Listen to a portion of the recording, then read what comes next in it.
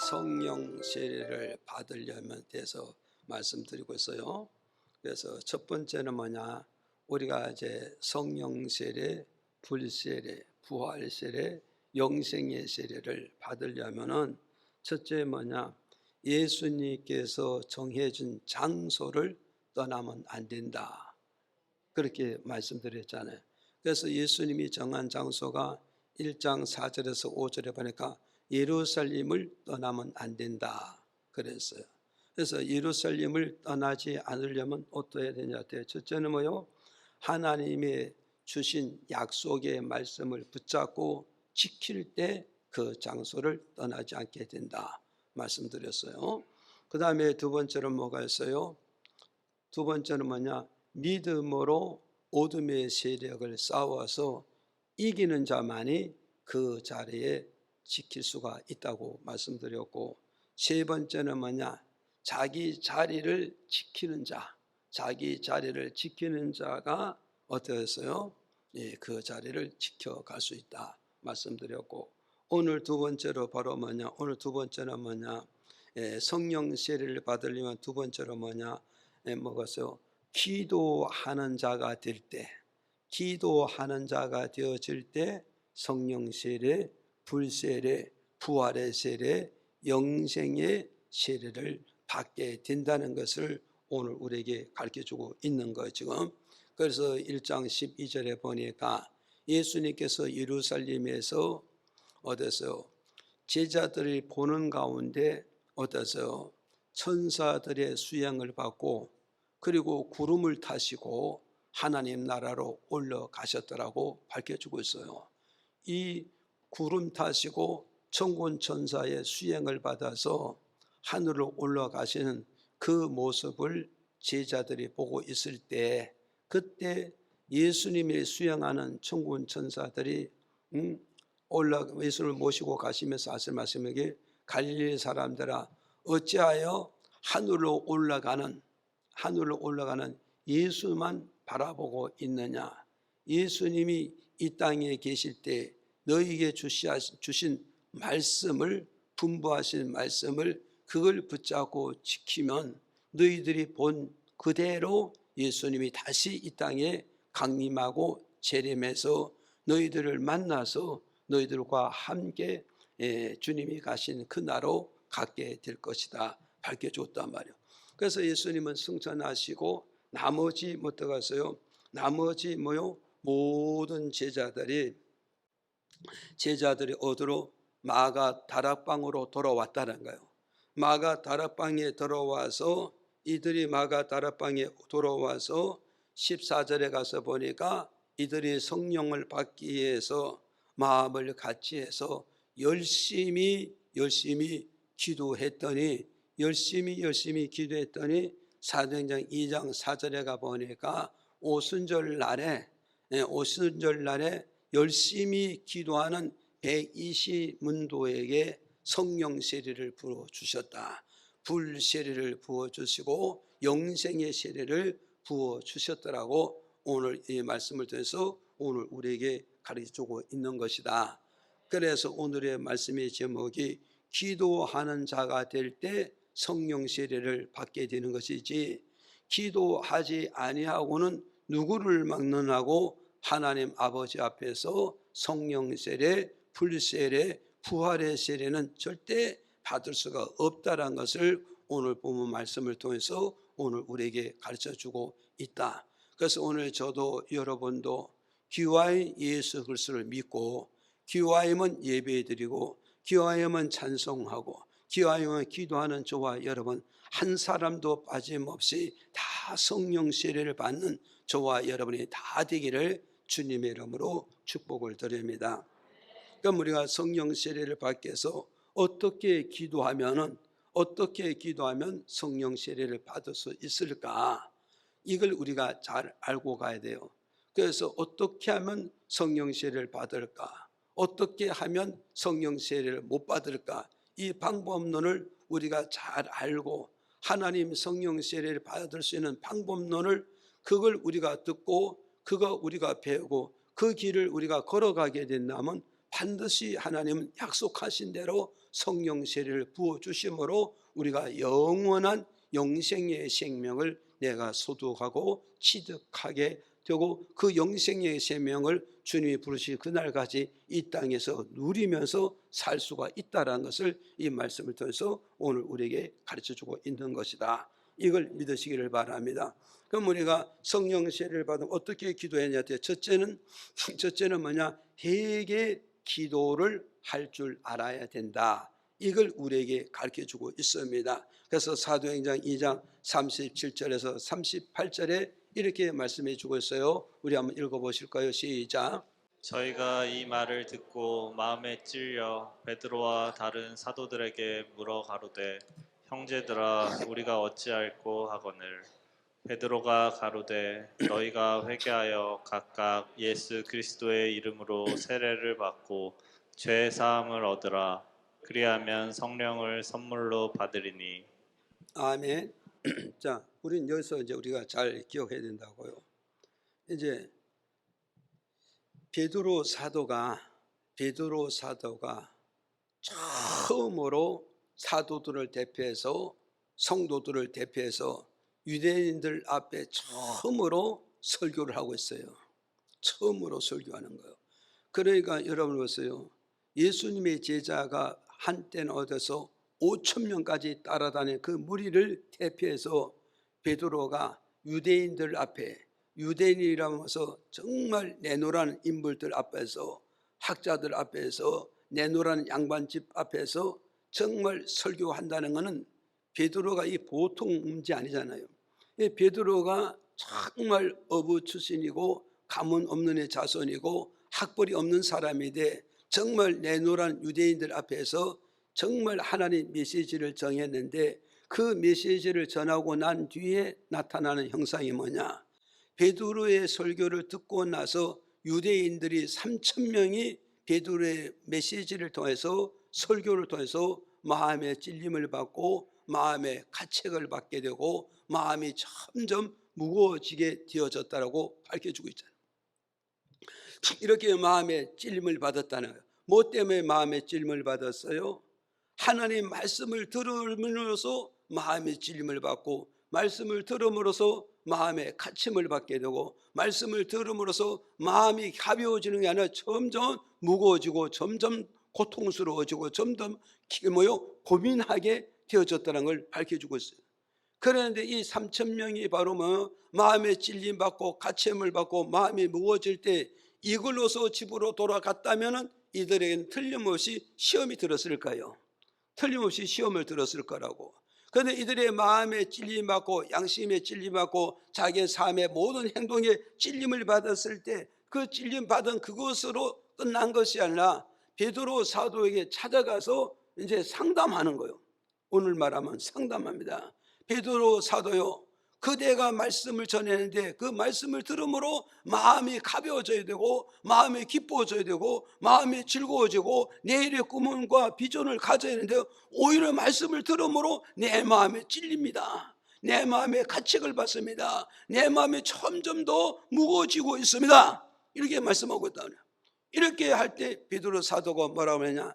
그대들의 마음의 찔림을 받고 그대들의 마음의 가책을 받고 그들의 심령이 점점 무거워지는 것은 하나님과 당신들 사이에 분명한 죄가 있기 때문에 마음이 무거워지고 정말 마음의 찔림을 받고 양심의 가책을 받는 것이지, 그대들의 마음속에 하나님과 그들의 사이 속에 죄가 가로막지 않았더라면 말씀을 들음으로 기뻐야 되고 말씀을 통해서 즐거움을 얻어야 되고 말씀을 통해서 자유함을 얻어야 되고 말씀을 통해서 내일의 비전과 희망과 꿈을 꾸어야 되지 않겠습니까?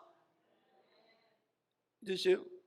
그런데 그대들이 말씀을 듣고 찔림을 받는다, 양심의 가책을 받는다, 마음이 점점 무거워진다. 이 말은 뭐냐? 하나님께서 그대들의 지금 마음을 움직이고 있습니다. 하나님이 그대들의 마음을 지금 하나님의 손이 만지고 있습니다. 그대들의 모든 죄를 좀 회개하라고 촉구하고 있으니 이 하나님의 말씀을 외면하지 말고 등을 돌지 말고 하나님의 말씀을 버리지 말고 각각 주 예수 이름 붙잡고 각각 주 예수 이름을 붙잡고 각자의 양심에 찔리는 대로 정말 진리는 대로 양심의 가책대로 그 사연들을 하나님께 다 도우면서 철저하게 회개하고 자복하고 통회만 한다면 하나님께서 그대들의 죄를 사해 줄 것이다. 그대들의 죄를 사해 주게 되면 사함받은 증거가 뭐냐? 용서받은 증거가 뭐냐? 모든 죄를 씻음받은 증거가 뭐냐? 하나님께서 값없는 성령 세례를 부어줄 것이다. 불 세례를 부어줄 것이다. 부활의 세례를 부어주고 영생의 세례를 부어주실 것이다 말씀하고 있는 거예요. 믿어지면 아멘 하세요. 있습니까? 그래서 오늘 저도 여러분도 정말 우리가 말씀을 통하여서 찔림받고 가책받고 마음이 점점 무거워지는 이유는 뭐냐? 하나님과 나 사이에 끼어들지 말아야 될 것이 뭔가 끼어들었기 때문에 이런 문제가 왔다 이 말이에요. 여러분 말씀을 들으면 기뻐해야 되고 말씀을 들어서 즐거워해야 되고 말씀을 들어서 더 자유함을 누르고 말씀을 들어서 내일을 희망과 꿈을 꾸어야 되는데 정말 이런 메시지를 들으러 왔는데 오히려 메시지를 들으면 들을수록 내 마음에 상처가 되고 내 마음에 무거워지고 내 마음에 양심의 가책을 받는다. 이 말은 뭐냐? 곧 하나님이 나를 사랑하고 있다는 증거고 증표란 사실을 여러분 믿으셔야 된단 말이에요. 하나님이 나를 사랑하지 않는다면 내 마음에 잘못된 것을 하나님의 사랑의 손으로 만져주지 않습니다. 하나님의 능력으로 내 심령을 지금 작업하지 않습니다. 하나님의 권능으로 내 심령이 일을 하지 않을 것입니다. 하나님 나를 사랑하시기 때문에 오늘 내 심령에 임하셔서 내 마음을 만져주고 있습니다. 내 마음 움직이고 있습니다. 내 마음에 주면 일을 하고 있고 작업해주고 있습니다. 이것이 무엇인가? 하나님 나를 사랑하고 있다는 증거를 지금 보여주고 있다는 사실을 저와 여러분 믿으셔야 됩니다. 그래서 이 찔림받고 가책받고 이 무거움 받는 것을 뒤를 돌리려 하지 말고 내일을 미루려 하지 말고 이 시간에 이 장소에서 이 메시지를 통해서 우리가 철저히 죄를 회개만 한다면 주님은 그 죄를 받으시고 죄를 용서하시고 우리 주님의 성령의 선물을 부어주실 것을 믿으시기 바랍니다. 그럼 우리가 죄를 회개하는데 어떻게 회개를 해야 되느냐? 무슨 죄를 회개를 해야 되느냐? 이걸 우리가 잘 알아야 돼요. 무슨 죄를 회개하냐 때 첫째 보니까 뭐라 그랬냐? 원어에 가서 보니까 이렇게 말해요. 하마루티아라는 말인데 하마루티아. 이 하마루티라는 이제 원어로 보니 이런 건데 이 뜻이 뭐냐면 목표에서 빗나간 자. 목표에서 빗나간 자. 그러니까 이제 이 말씀은 뭐냐면 목사가 하나님의 목표를 맞춰둬야 되고 장로님도 하나님의 목표를 맞춰야 되고 권사님도 집사님도 성도들도 하나님의 목표를 맞추어서 한 걸음 한 걸음 걸어 나간다면 그 사람은 현재 믿음 생활을 잘하고 있고 현재 하나님 보시기에 말씀의 길을 잘 걸어가고 있고 현재 그 사람은 하나님께 내게 주신 은혜의 길과 직분의 길과 사명의 길을 좀 잘 가고 있다는 거예요. 그러는데 목사나 장로나 권사나 집사님들이 하나님의 뜻에 맞추어 주지 않고 하나님의 뜻에서 빗나가는 거, 하나님의 뜻에서 빗나가고 하나님의 뜻에서 벗어나는 것이 이게 바로 뭐냐? 하나님 앞에서 뭐요? 죄를 가진 자고 죄인이란 걸 우리에게 밝혀주고 있는 거예요. 그래서 시편 1장 1절을 했어요. 복 있는 사람은 뭐요? 죄인의 길을 악인의 길을 오만한 길을 걸지 아니한다는 거예요. 여기에서 복을 받았다 이 말은 하늘의 신령한 복, 부활의 복, 영생의 복, 천국에 입성한 이 복을 받은 자는 죄인과 손을 잡을 수가 없다 이 말이에요. 악인과 손을 잡을 수 없고 오만한 자와 손을 잡지 말아야 할 이럴 사람이 악인을 손을 잡고 오만을 잡고 죄인과 손을 잡았다 이 말이면 하나님의 뜻에 지금 빗나가고 있다는 거예요. 하나님의 뜻에 지금 빗나가고 있다는 거예요. 뭔가 지금 잘못된 길을 가고 있다는 거예요. 이것이 바로 뭐냐? 하나님 앞에서 너는 죄를 진 자고 너는 죄인이라는 칭함을 받게 됐으니 이것이 하나님으로부터 회개해야 된다. 우리 인간의 시조 아담부터 창세기 2장 17절에 보니까 하나님께서 우리 인간의 시조고 인간의 조상이 되는 아담과 이브에게 선악과를 따먹지 말라 분명히 말씀해 주셨습니다. 네가 선악과를 따먹지 않으면 네 인생의 행복으로 살 수 있을 것이야. 행복하게 살 수 있어. 왜 네 인생을 행복하게 사냐? 전능하신 하나님이 너를 복주고 복을 주기 때문에 내 인생을 멋지게 살고 행복하게 살고 영원히 죽으면 오지 아니할 것이야. 이렇게 하나님께서 아담에게 하나님의 언약의 말씀 주셨잖아요. 그 말씀을 주셨는데 창세기 3장 6절에 보니까 아담과 이브가 하나님이 약속을 깨뜨리고 어떠해서 인간의 욕심과 탐욕으로 어떠해서 하나님이 금하신 선악과를 따먹었단 말이에요. 선악과를 따먹었다. 이 선악과를 따먹음으로 아담과 이브는 하나님과 어떤 관계가 됐어요? 하나님과 아담에서요 의인의 관계가 아니라 죄인의 관계가 됐다고. 선악과를 따먹기 전에 아담과 이브는 하나님 앞에서 어때요? 의인의 신분을 가지고 있기 때문에 하나님과 화목하고 화평하고 연합해서 행복한 인생, 즐거운 인생, 미래를 꿈꾸며 사는 이런 인생이 되어졌는데, 이런 인생이 되는데 하나님이 금하신 선악과를 따먹음으로 의인의 신분이 죄인의 신분이 되어졌잖아요. 이 죄인의 신분이 되므로서 창세기 3장 24절에 보니까 하나님은 아담을 에덴 동산에서 추방시키고 에덴 동산을 내쫓아버렸단 말이에요. 내쫓아버렸다. 그럼 하나님 앞에서 추방당하고 내쫓긴 아담과 이브가 하나님과 다시 화합을 하려면 어떠냐? 화합은 아담과 이브가 범죄하고 타락한 이 죄, 하나님부터 빗나간 이 죄를 회개하지 아니하고는 절대 하나님과 나와 화합이 될 수 없다는 거, 화합이 될 수가 없다는 걸 오늘 우리에게 가르쳐주고 있잖아요 지금. 그래서 아담은 하나님 앞에 빗나간 이 죄를 철두철미하게 철저하게 회개하고 자복하고 통회함으로써 하나님과 다시 돌아갈 수가 있고 하나님과 다시 화합할 수 있고 하나님의 손을 다시 잡을 수 있는 길은 회개밖에 없다는 것을 이 메시지를 통해서 우리에게 첫 번째 가르쳐주는 이런 메시지라는 사실을 저와 여러분 믿으셔야 됩니다. 믿으십니까? 너와 나 사이에 안 좋은 감정이 있는데, 이 안 좋은 감정인데 이것을 풀려고 생각하지 않고 어떤 선물 공작한 데서 화합이 되느냐? 절대 선물 공장해서 화합이 되지는 않아. 너와 나와 안 좋은 이 감정을 먼저 풀고 난 다음에 선물이 오고 가야 거기서 행복을 누릴 수 있고 좋은 관계를 맺어갈 수가 있다는 걸 오늘 우리에게 가르쳐주죠. 믿어집니까? 그래서 오늘 저와 여러분이 기도하는 목적이 무언가를 우리가 잘 알아야 돼요. 그래서 마태복음 26장 39절에 가서 보니까 우리 한번 읽어보실까요? 시작.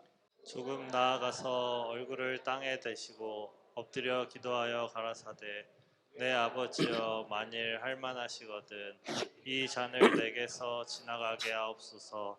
그러나 나의 원대로 마옵시고 아버지의 원대로 하옵소서 하시고. 자, 빌립보서 2장 8절 시작.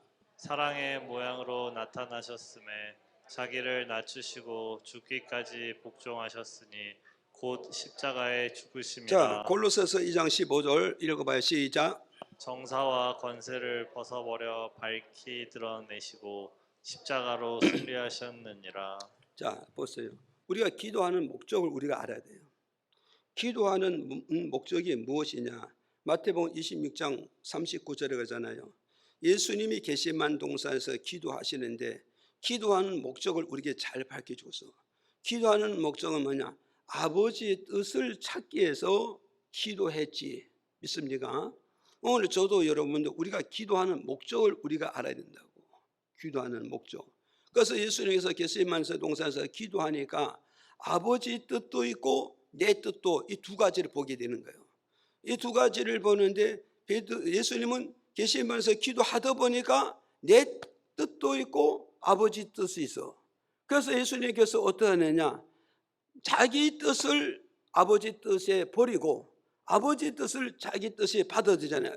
그래서 예수님이 뭐라 했어요? 기도 깊이 들어가서 아버지요, 내 뜻대로 이루어지면 안 됩니다. 그럼 누구 뜻을 이루어집니까? 아버지 뜻이 이 땅에서 이루어져야 아버지가 잘 되므로 내가 잘 되고, 아버지가 성공함으로 내가 성공하고, 아버지가 영화로워야 내가 영화롭게 되는 줄 믿습니다. 그러니 아버지여, 절대 내 뜻대로 이루지 않고 아버지 뜻대로 이루어지게 나를 도와주세요.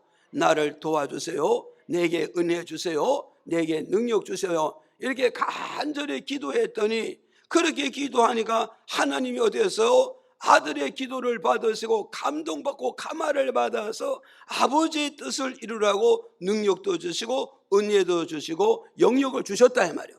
그 은혜와 능력과 영역을 받으셨기 때문에 예수님께서 빌립보서 2장 8절에 어떻게 하냐, 아버지의 뜻을 이루기 위해서 죽기까지 십자가 지고 죽기까지 아버지의 뜻에 복종하셨다는 거예요. 이해가십니까? 죽기까지 십자가 졌다는 말은 것은 아버지의 뜻에 죽기까지 복종하고 아버지의 뜻을 이루기 위해서 죽기까지 실천하고 행동을 움직여줬다 이 말이죠. 그랬더니 예수님 어디에서 십자가 지고 죽었는데, 십자가 지고 실패했는데, 십자가 지고 이 세상이 다 끝난 줄 알았는데 결국 뭐냐, 빌립보서 2장 8절에 뭐냐, 십자가를 통해서 죽으심으로 뭐요? 승리를 가져오게 되었다. 골로새서 2장 15절에 보세요. 십자가로 뭐 하셨다고요? 십자가로 승리를 가져왔다. 십자가로 부활을 가져왔다. 십자가로 영생을 가져왔다. 십자가로 하나님 나라의 개성장군같이 천군 천사의 수행을 받고 구름 타시고 하나님 나라의 개성장군같이 입성하게 되셨느라고 말씀하고 있습니다. 믿어집니까? 그러니까 오늘 우리는 기도한다. 이 기도하는 목적이 뭐냐 말이요. 이걸 우리가 지금 잘 알고 넘어가야 되는 거예요. 기도하는 목적은 바로 뭐가였어요? 아버지의 뜻을 맞추기 위해서 기도하는 겁니다. 아버지의 뜻을 맞추려면 우리 안에냐, 아버지의 뜻을 맞추면야 기도 속에서 내가 아버지의 뜻에 빗나간 것을 철두철미하게 회개하고 자복하여서 그 죄를 청산했을 때 하나님과 나와 연결함으로 말미암아 아버지 원하는 길을 잘 걸어갈 수가 있다는 것을, 아버지 원하는 그 십자가를 잘 감당할 수 있다는 것을 이 말씀을 통해서 오늘 우리에게 선포해 주고 있는 거예요. 믿어집니까? 오늘 저도 여러분도 정말 내 죄가 뭔가, 정말 아버지의 뜻에 빗나간 건 없는가, 빗나가는 건 없는가, 우리는 기도 속에서 찾아봐야 되고 하나님의 말씀을 들으면서 찾아봐야 되고, 또 우리는 각자 집에 가서 말씀을 하나씩 하나씩 읽어보면서 아버지의 뜻과 내 뜻에서 뭔가 빗나간 게 없는가, 말씀을 읽으면서 찾아봐서 거기서 부딪히게 될 때 무릎을 꿇고 주여 내가 빗나갔습니다. 주여 내가 아버지 뜻과 전혀 관련 없는 생활을 하고 있습니다. 주여 내가 회개하겠습니다. 자복하겠습니다. 가슴을 치면서 회개할 줄 아는 이런 믿음이 되어져야 약속한 영적 축복이나 육적 축복을 다 받을 수 있다는 걸 이 말씀을 통해서 우리에게 좀 가르쳐주고, 믿어집니까? 자, 두 번째 우리는 어떻게 얘기해야 되냐. 두 번째는 뭐냐, 오늘 보니까 아노미아란 말인데, 아노미아란 말인데 이 뜻은 뭐냐면 불법을 저지른 거, 불법을 저지른 거. 이해가십니까? 그러니까 오늘 저와 여러분 우리가 죄가 뭐냐, 정말 불법을 저지른 것이 하나님 앞에 죄가 되고, 정말 불법으로 저질러진 게 너와 나와 관계에서 죄가 되어졌다는 걸, 이걸 지금 우리에게 가르쳐주고 있는 거예요.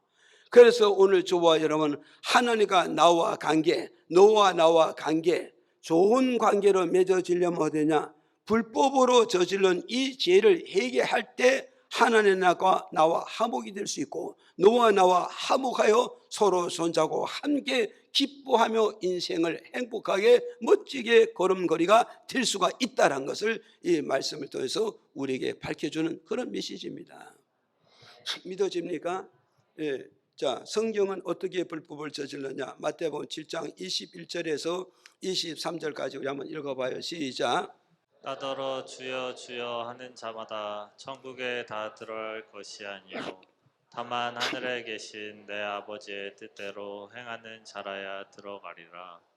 그날에 많은 사람이 나더러 이르되 주여 주여 우리가 주의 이름으로 선지자 노릇하며 주의 이름으로 귀신을 쫓아내며 주의 이름으로 많은 권능을 행치 아니하였나이까 하리니 그때 내가 저희에게 밝히 말하되 내가 너희를 도무지 알지 못하니 불법을 행하는 자들아 내게서 떠나가라 하리라. 아멘. 자, 우리는 여기서 우리가 이제 말씀을 잘 기억해야 돼요. 여기서 주님이 우리에게 메시지를 줬잖아요. 주여 주여 하는 자가 주여 주여 하는 자마다 천국에 가는 게 아니란 거예요. 영생을 취득하는 게 아니고 부활의 생명을 누리는 것이 아니란 거예요. 그러면 결국은 누가 부활의 생명, 영생의 생명을 누리느냐? 아버지 뜻대로 행하는 자가 되어져야 된다.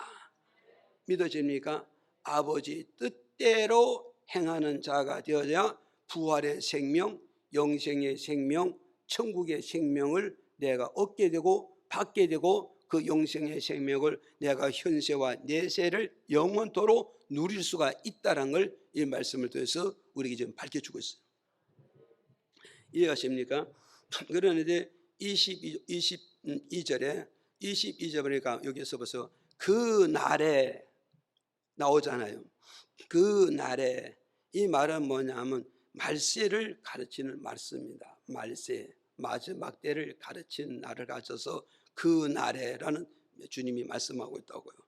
그러면 이 말세에 나타나는 형상이 뭐냐? 말세에 나타나는 형상이 뭐냐 했을 때 22절에 가서 보니까 뭐가 있어요? 불법의 선지자들이 많이 일어난다는 거예요. 불법의 선지자들이. 이해가십니까? 예, 보세요. 우리가 여기에서 보세요. 그 날에 많은 사람이 나들 주여 주여 우리가 주의 이름으로 선지자 노릇을 했다 안 했다? 예? 예. 우리가 주의 이름으로 선지자 노릇을 했다. 우리가 주의 이름으로 사도 노릇을 했다. 우리가 주의 이름으로 목사 노릇을 했다. 우리가 주의 이름으로 주의 일꾼 노릇을 했다. 이 말씀 뭘 말하면 이 말씀 뭐냐면 누가 너희를 선지자로 세웠더냐 이 말이요. 누가 너희를 사도로 세웠더냐 이 말이요. 누가 너희를 목사로 세웠더냐? 안 세웠다 이거예요. 거기는 여기에서 뭐요? 우리가 선지자 노릇을 했습니다. 사도 짓것을 했습니다. 목사 짓거리를 했습니다. 이게 바로 뭐냐? 누가 너에게 직분을 줬냐? 예수님은 너에게 직분 안 줬다는 거예요. 예수님은 너에게 사명 주지 않았다는 거예요. 예수님은 너에게 뭐요? 일감을 주지 않았는데 스스로 자칭해서 선지가 되고 자칭해서 사도가 되고 자칭해서 목사가 되어졌다는 거예요. 오늘 우리는 이걸 잘 기억해요.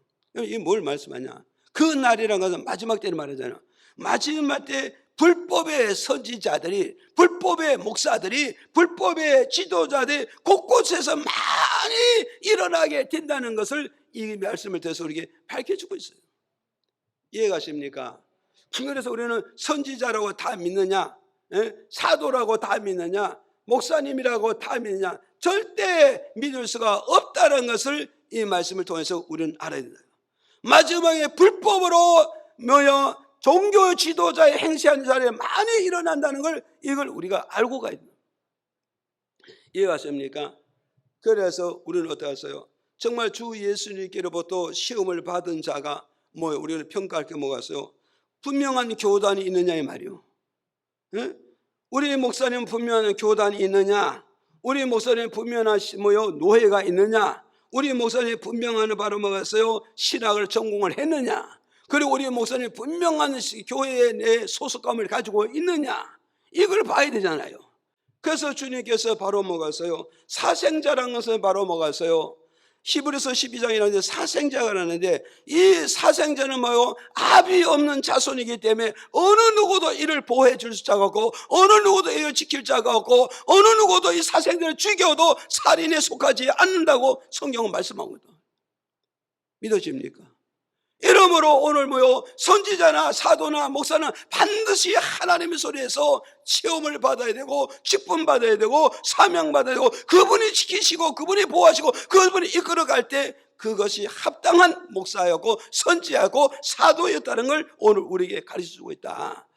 그래서 오늘 여러분, 저와 여러분은 잘 기억을 하시라고 분명히 우리 주님께서 우리에게 말씀하느냐? 마지막 때에 불법의 선지자들이 많이 일어나고 있음을 너희들이 알고 불법의 선지자들, 불법의 사도들, 불법의 목사들을 너희들이 믿거나 따르거나 협력하지 말아야 된다는 걸 이 말씀을 통해서 우리에게 가르쳐주고 있는 거죠. 그 다음 또 22절에 보세요. 무엇이 불법이냐 보세요.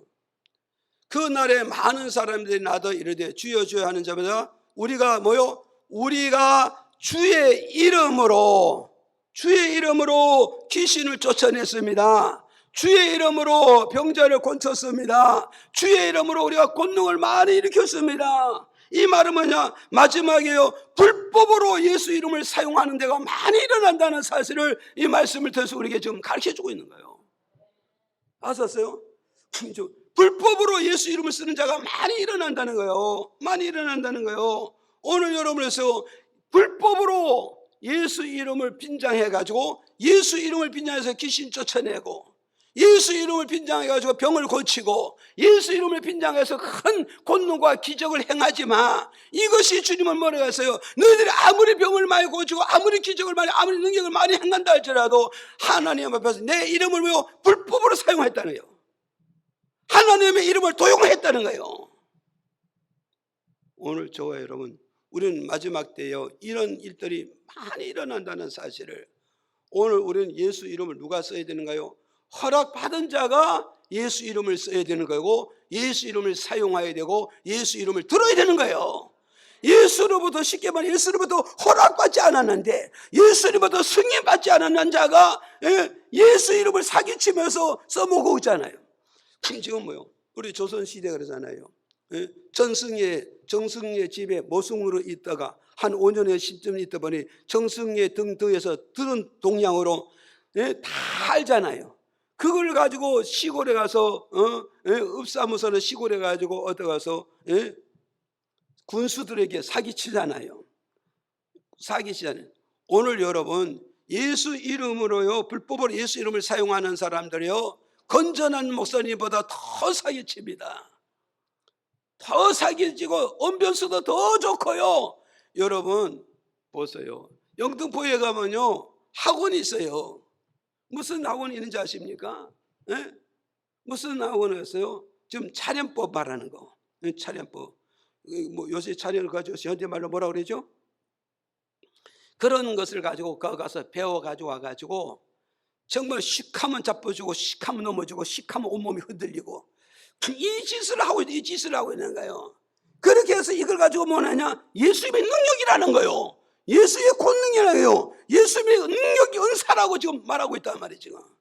오늘 여러분, 오늘 저와 여러분 이런 걸 우리의 현혹되거나 이런 데 유혹되지 말아야 되는 거예요. 그래서 데살로니가후서 3장에 보니까 마지막에 그냥 예수 이름으로 갖가지 기적과 이적과 능력이 나타나는데 이 모든 것이 어디냐? 거짓 능력이다. 거짓 표적이다. 이 모든 것이 어디서 출처에 나오느냐? 귀신에게부터 나오는 것이니 너희들은 절대 거짓 표적을 보거나 듣거나 믿고 따르지 말아야 되는 거라 우리에게 지금 가르쳐주고 있는 거예요. 이해하십니까? 그래서 오늘 저도 그렇고 여러분 우리가 이거 염두를 잘 두셔야 될 게 뭐냐? 염두에 두실 것은 뭐냐? 불법으로 예수 이름을 많이 사용하고 있는 것이 마지막 때 일어나는 형상이라는 걸 여러분이 기억을 하시고, 정말 우리는 예수 이름 사용한 데에서 여러분이 현혹되거나 유혹되거나 무조건 받아들이지 말아요. 그래서 마태복음 24장 3절 4절에 가서 보니까 예수님의 제자들의 주여 마지막 때에 어떤 징조가 일어납니까? 그때 예수님께서 제자들에게 하신 말씀이에요. 마지막 때에 많은 사람이 내 이름으로 가지고 와가지고 너희들을 유혹하게 될 것이다. 마지막 때에 많은 사람이 내 이름을 가지고 와서 너희들을 현혹하고 유혹하고 너희들을 탈선시킬 테니 누구든지 내 이름을 가져온다 해서 무조건 받아들이지 마라. 무조건 믿어지지 마라. 무조건 협조하지 말아야 된다고 우리에게 말씀해 주고, 그래서 오늘 저와 여러분 우리는 마지막 때요 정말 무엇이 불법인가? 불법으로 예수 이름을 가지고 갖가지 기적과 이적과 표적 행함을 이것만 가지고 여러분 믿거나 이것만 가지고 믿고 따르거나 협력하지 말아야 된다는 걸 오늘 저와 여러분 이걸 기억하시기를 바라요. 그 다음에 보니까 뭐가 있어요? 23절에 가서 보니까 불법으로 가는 자는 하나님 인정하지 않겠다는 거예요. 불법으로 가는 자를 하나님 인정하지 않는다. 23절에 그러잖아요. 그때 내가 저희에게 밝히 말하되 내가 저희를 도무지 알지 못하니 불법으로 행한 자들아 내게서 어떠하라? 떠나가라. 불법으로 행한 자는 떠나가라.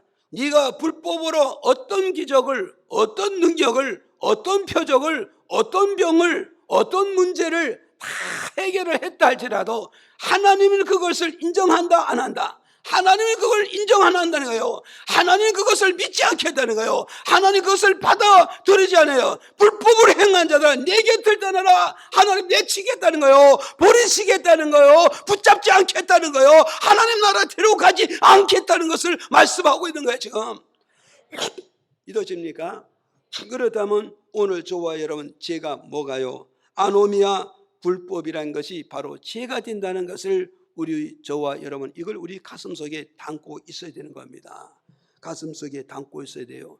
그래서 내가 하나님 앞에서 내가 오늘 정말 무엇을 불법으로 저지르면서 신앙생활을 하고 있는가, 이걸 여러분이 한번 잘 생각을 해볼 필요성이 있어요.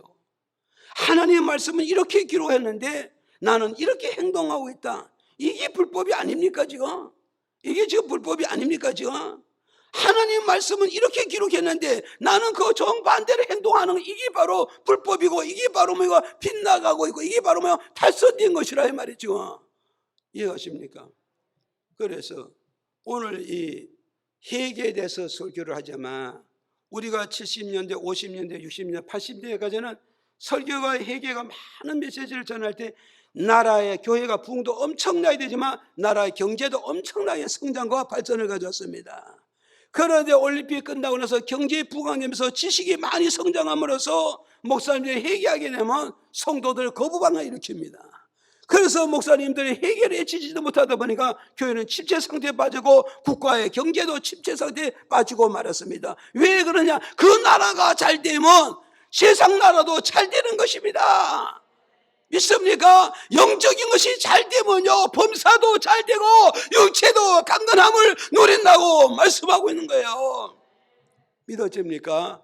그래서 오늘 제가 우리가 무슨 죄를 해결해야 되는가? 이 해결을 해칠 때, 이 해결을 해칠 때 하나님 앞에서 내가 불법을 저지르는 것이 있다면 그 불법을 붙잡고 해결하고 청산하게 된다면 나 잘 되고 가족 잘 되고 교회 잘 되고 민족 잘 되는 역사가 온다는 사실을, 이걸 우리가 믿어야 됩니다. 믿어집니까? 이걸 우리는 기억을 해야 됩니다. 그 다음 또 세 번째 바로 뭐가 있어요? 해결한 게 뭐냐? 죄가 뭐냐 했더니 이게 뭐냐? 파타톰이라는 말인데 이 원어로 보니까 파타톰이라는 이 말이에요. 이 말은 뭐는 이게 무슨 말이냐면 미끄러진 죄, 미끄러진 죄, 떨어진 죄, 붙잡아야 할 것을 붙잡지 못했다는 거예요. 붙잡지 못했다.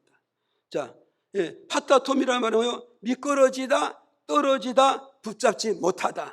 그래서 붙잡을 것을 붙잡아야 되는데 붙잡을 것을 붙잡지 못한 것이 이가 죄가 되어지는 거고, 미끄러지지 말아야 할 사람이 그 자리에서 미끄러지면 절대 안 되는데 미끄러지는 것이, 이것이 하나님의 죄가 되어지고, 떨어지지 말아야 될 것이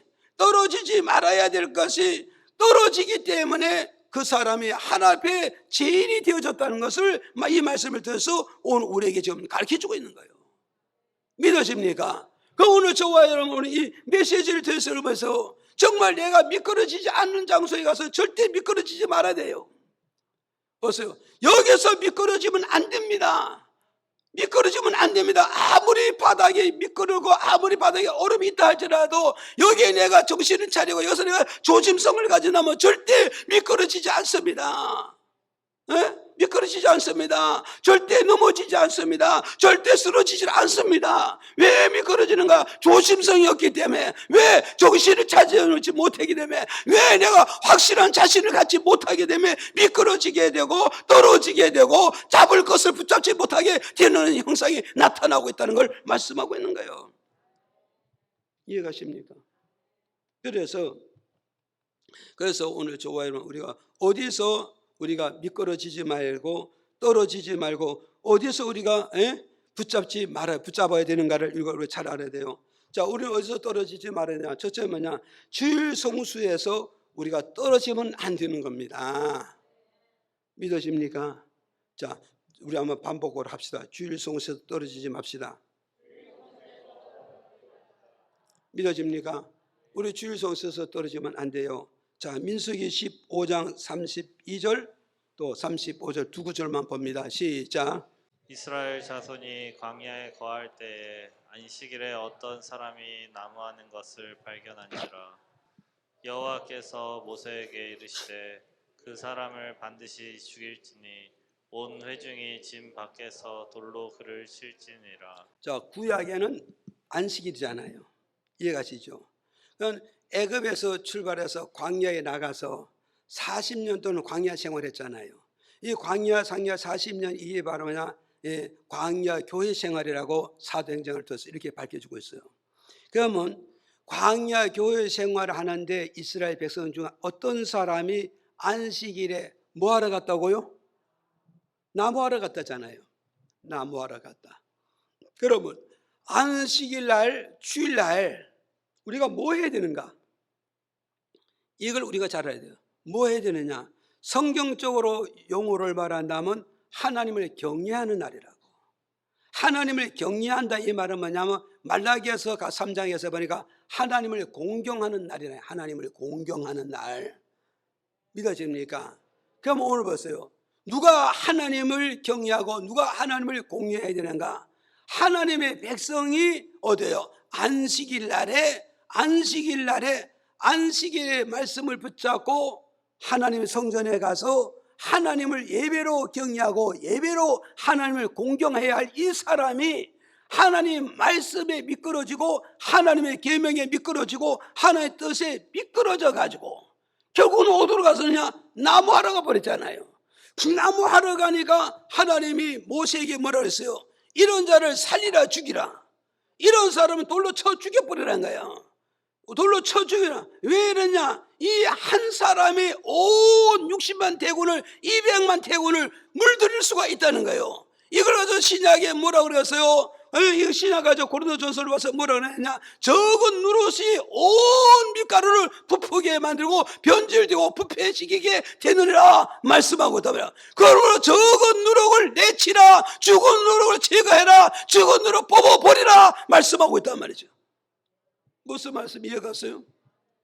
이걸 우리는 잘 기억을 하셔야 된다고. 그러니까 오늘 저와 여러분, 우리는 어디에서 미끄러지지 말고 어디서 우리가 떨어지지 말아야 되겠어요? 주일 성수에서 떨어지면 안 되고 주일 성수에서 미끄러지면 안 된다는 것을 이 말씀을 통해서 우리에게 지금 주는 교훈이라 이 말이죠. 믿어집니까? 그래서 우리는 뭐겠어요? 주일 성수에서 미끄러지고 주일에서 떨어진 이것이 하나가 나사에 뭐가 된다고? 하나의 죄가 된다는 거예요. 이 죄. 이 죄를 내가 주님 앞에 회개할 줄 아는 살아있는 신앙의 양심이 있는 자만이 회개하고 자복하고 통회할 수가 있겠지만, 양심이 죽어버리면 이것조차도 감각이 없어서 회개할 줄도 모르고 눈물 흘릴 줄도 모르고 기록된 하나님의 말씀을 붙잡고 원상복귀를 할 수가 없다는 걸 말씀을 통해서 우리에게 지금 가르쳐주는 거예요. 이해가십니까? 한번 보세요. 또 우리 두 번째로 보라고요. 어디서 우리가 떨어지지 말아야 되느냐?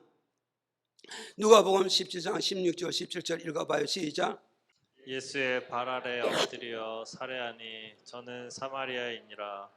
예수께서 대답하여 가라사대 10사람이 다 깨끗함을 받지 아니하였느냐? 그 9은 어디 있느냐? 자, 우리는 여기서 우리는 잘 기억합니다. 우리는 어디서 떨어지지 말아야 되냐? 감사함을 떨어지지 말아야 되고, 감사할 사람이 감사해서 미끄러지면 안 된다는 걸 우리에게 지금 가르쳐 주는 거예요. 이해가십니까? 그래서 여기서 그러잖아요. 예수님을 통해서 10명이 문둥병에서 치료받았잖아요. 이 문둥병 때문에 가족과 함께 행복을 누리지 못하고 가족과 함께 살지 못하고 정말 가족을 생이별해서 격리된 삶을 살고 있잖아요. 이 문둥병은 하나님부터 뭐요? 저주받은 병이기 때문에 절대 복구할 수 없고 절대 회복할 수 없는 거예요. 그런데 예수님께서 예루살렘과 사마리아 사이로 지나가 나는 이 정보를 10 문둥병이 듣고 예수님을 소리질러서 다이아 자손 예수여, 정말 우리를 불쌍히 여기고 우리를 긍휼히 여기셔서 우리의 병을 고쳐줘서, 그때 예수님께서 뭐해서 10명의 문둥병을 고쳐줬어요. 10명의 문둥병을 고쳐줬으니 얼마나 고맙고 얼마나 감사합니까? 이들이 문둥병 생활하니까 무슨 돈이 있겠어요? 무슨 경제가 있고 무슨 여유가 있겠습니까? 주님이 이들을 원하는 건 뭐냐? 물질의 감사가 원하는 것이 아니라 마음의 감사를 찾고 있고 입술의 감사를 찾고 있고 언어의 감사를 요구하고 있는 거예요 지금. 보세요. 문둥병과 투병 생활하는데 무슨 돈이 있겠습니까? 무엇을 갖다 풍성히 드리겠습니까? 그게 아니라 이 말이요. 그런데 이방인 문둥이, 사마리아 문둥이, 이 문둥이 한 명이 예수께 나와가지고 예수 바라에 엎드려서 살해했다. 감살 살자잖아요. 쏠살자, 살해살자.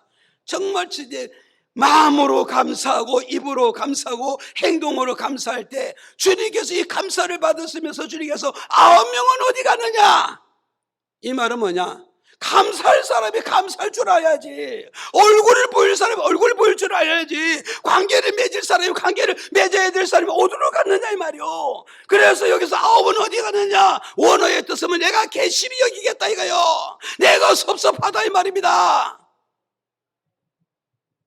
오늘 이거 좀 주님의 마음을 좀 이해가십니까 지금? 주님 마음 섭섭하기 때문에 나는 한 번 속지 두 번 안 속았다 이 말이요. 괘씸히 여기겠다. 관계를 끊겠다 이 말입니다. 멀리 두겠다 이 말입니다. 이해가십니까? 오늘 저와 여러분, 우리 좀 잘 알고 넘어가야 돼요. 이거 잘 알고 넘어가야 됩니다. 그래서 오늘 우리 사람과 사람 사이에도요. 정말 감사할 때는 감사할 줄 알고 인사할 때는 인사할 줄 알고 정말 고맙습니다고 표현할 때는 표현할 줄 아는 사람이 정말 인과관계도 잘 맺을 수가 있잖아요. 그렇지 않잖아요? 감사할 사람이 감사할 줄도 모르고 표현할 줄도 모르고 어떤 반응을 보이지 않는다면 진짜 부부라도 사는 재미없잖아요. 그래서 옛날에 속담 고마워는 못 살아도 여우하고 산다. 이 여우가 뭐래요? 표현 잘하니까. 이해가십니까? 그럼 오늘 저와 여러분 우리 주님 내 형편 알잖아요. 내 사전 알고 내 능력 알잖아요. 투병 생활에 내가 뭘 가진 있겠어? 아무것도 가진 거 없지만 그래도 네가 권침받았으면 내게 찾아와서 말로 감사하고 정말 마음으로 감사하고 몸으로 감사하는 이런 표현이 있어야 되지 않겠느냐 이거요. 그런데 이 사람 미끄러져서 예? 감사의 자리에서 미끄러져가지고 저기 삼천포까지 떨어져가지고 거기 다시 돌아올라가니 몇 날 며칠 걸릴까? 많은 시간 걸릴 거 아니겠어요? 그런데 지금도 온 건지 안 온지 자도 모르겠어요. 이해가 가시죠? 그 다음에 세 번째 끝으로 3대 원칙에서 떨어지면 안 되는 겁니다. 3대 원칙에서. 자, 우리 마태복음 23장 23절에 읽어보실까요? 시작. 화 있을진저 외식하는 서기관들과 바리새인들이여, 너희가 박하와 회향과 근처에 11조를 들이되 율법에 더 중한 바 의와 인과 신은 버렸도다. 그러나 이것도 행하고 저것도 버리지 말아야 할지니라. 자, 우리는 여기서 잘 기억을 해보죠. 율법에 더 중요한 것, 율법보다 더 중요한 것을 너희들이 버렸도다 말씀하고 있어요. 이 말이 뭐냐? 바리새인들이 하나님께 11조를 드렸어 안 드렸어? 바리새인들은 하나님께 11조를 철저히 드렸습니다. 어디에 근거해서 철저히 드렸냐? 율법에 근거해서, 율법은 근거해서 11조를 철저히 드렸는데 율법보다 더 중요한 것을 너희가 버렸도다. 예? 미끄러졌다는 거야. 떨어지고 율법보다 더 중요한 걸 너희들이 잡지 못했다는 거야. 오늘 저와 여러분 우리는 이걸 기억하시라고. 11조를 드리기 이전에 정말 잡을 것을 잡고 11조를 드린다면 그 11조는 정말 살아있는 11조, 축복받는 11조, 하나님 역사하고 보정하는 이런 축복이 된다는 걸 말씀하고 있는 거예요. 그래서 율법보다 더 중요한 것을 이들이 버렸다 이 말을 먹어서요. 여기 와서 의를 버리고 인을 버리고 신을 버렸다는 거예요. 그럼 이들은 바로 어디서 떨어져? 의에 떨어졌고 인에 떨어졌고 먹어서 신에 떨어진 자들이라는 걸 우리에게 좀 가르쳐주고 있단 말이에요. 율법보다 더 중요한 게 뭐냐? 여기서 신은 믿음을 말하잖아. 바리새인들이 하나님께 11조 드릴 때 11조 드릴 때 믿음으로 드리느냐 이거요. 믿음으로 드리는 것이 아니라 의식으로 드리고 율법으로 드려서. 이해가십니까? 오늘 여러분 가장 중요한 게 뭐냐? 하나님과 나와 믿음의 관계에서 11조를 드렸을 때 이 정상적인 11조라 이 말이요, 정말 축복받는 11조고 잘 되는 축복의 11조가 된다는 걸 말씀하고 있단 말이요. 여러분 돈이 생기니까 11조 드리라니까 그냥 턱 드리는 게 이게 아니라 이 말이요. 하나님이 내게 돈을 줬었으면 이것을 정말 믿음을 가지고 정말 하나님 내게 이렇게 축복을 주셔서 너무 고맙고 감사해요. 그 은혜를 잊지 않겠습니다. 믿음이 막 뜨거워진 이 믿음을 가지고 11조를 드려야 되는데, 이들은 11조 드릴 때 하나님이 내게 축복하셔서 믿음에 대한 감각은 하나도 없고 하나의 율법과 의식에 붙들려 가지고 드려진 이 11조가 되니까 너는 근본을, 본질을 잃어버린 11조가 됐으니 이 11조가 하나님께 무슨 유익한 것이 있겠고 내 자신에게 무슨 유익한 것이 있겠느냐, 이 말씀하고 있단 말이에요. 이해가십니까? 우리 인을 버렸다잖아요. 인을 버렸다잖아요. 인은 뭡니까? 인은 사랑입니다. 사랑. 무슨 사랑? 하나가 나와 관계에서 정말 하나님 나의 아들을 주셔서 구원해 주다는 그 사랑. 그래서 하나님과 나와 관계를 어때요? 사랑의 관계를 가지고 11조를 드리지 못했다 이 말이에요. 누가? 바리새인들이 의식적에 사로잡히고 율법에 잡혀서 11조를 드렸지, 정말 주님과 나 사이의 사랑의 관계에서 11조를 드렸다면 이 11조는 살아있는 11조고 이 11조는 살아있는 선물이 되는 겁니다. 이해가십니까?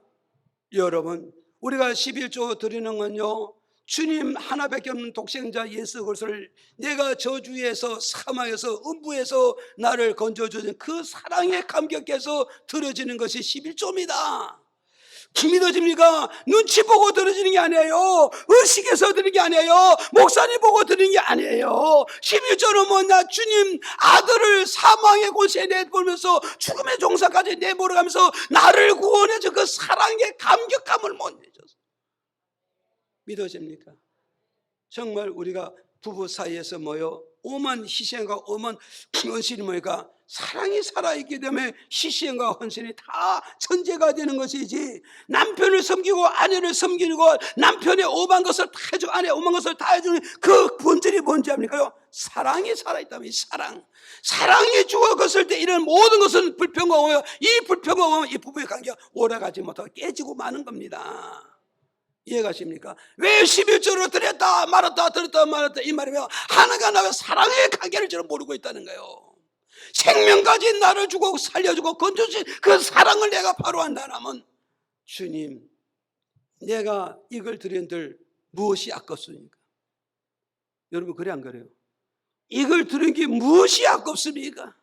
하나밖에 없는 독생자를 죽음까지 내모면서 나를 건져주셨는데 이 사랑을 내가 알고 드리겠습니다. 그런데 이들은 여기서 미끄러진 거예요. 그러니 바리새인들의 11조는 죽어버렸다고요. 효력이 없어요.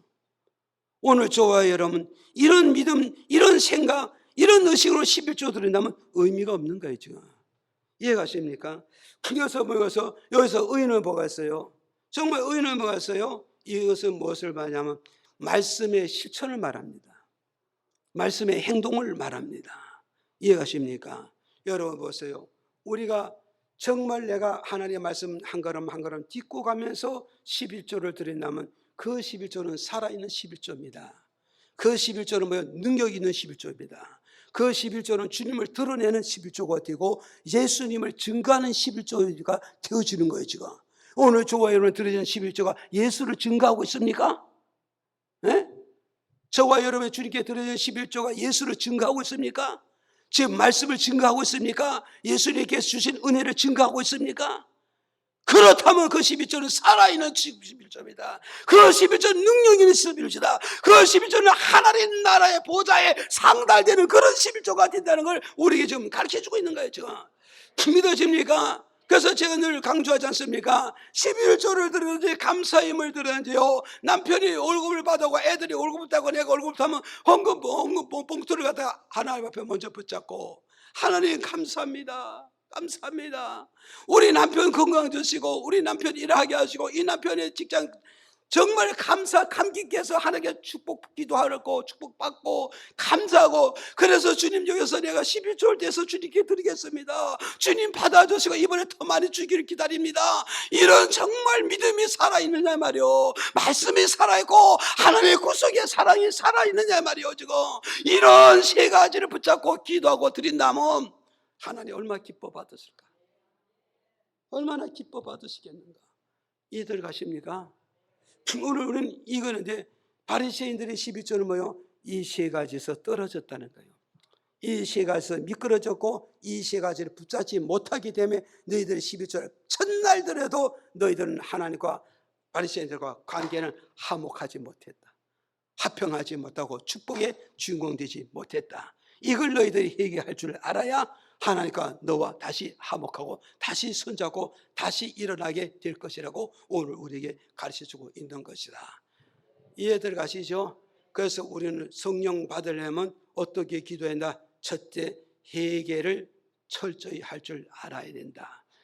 회개함으로 하나님과 나와 화목함으로 성령이 임하고 불세례가 임하는 것이, 하나님과 나와 관계가 하나 되지 않았을 때 약속한 성령세는 절대 받을 수가 없다는 걸 이 메시지를 통해서 첫 번째 우리에게 주는 것이라는 걸 꼭 기억하시기를 바랍니다.